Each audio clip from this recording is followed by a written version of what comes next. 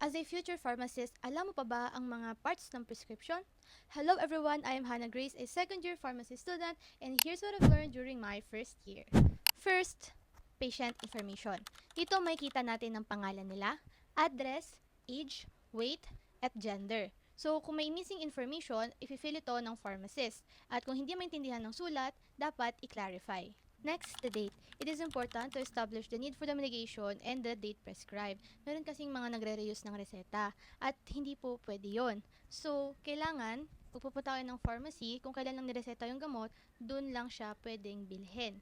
Pero, katulad kung may refills ka, katulad sa mga controlled substances, meron lang siyang period of time na pwede. Katulad doon, sa mga controlled substances, 6 months lang ang validity. Ngayon, meron tayong RX symbol or superscription. So, it marks the start of the doctor's order to the pharmacist.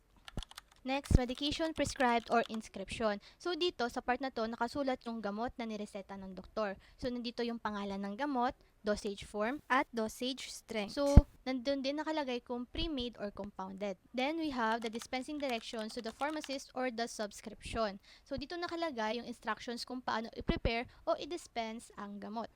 Next is the directions for the patient or signa. So, dito nakalagay kung paano iinumin yung gamot. So, nandito nakalagay yung frequency at kung may special instructions. Refill instructions. Ito yung kung may refills. At yung pharmacist, ifa-follow nila yon. So, bawal ang refills para sa mga Schedule 2 controlled substances. So, may list tayo dito.